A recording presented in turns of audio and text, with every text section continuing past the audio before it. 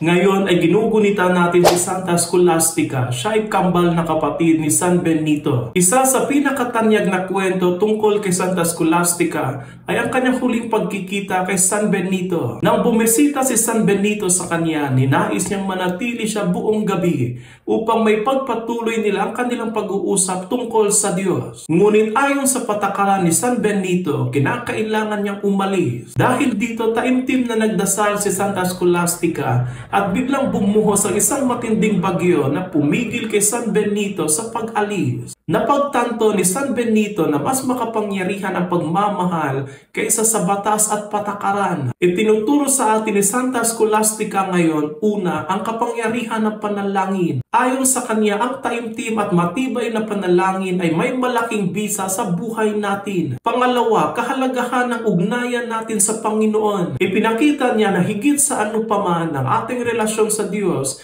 ay dapat maging sentro ng ating buhay. Panghuli, pag-ibig bilang pinakamataas na batas. Itinuturo niya na higit sa anumang batas o regulasyon, ang pag-ibig sa Diyos at kapwa ang pinakamahalagang alituntunin ng ating pananampalataya. Santa Scholastica, ipanalangin mo kami.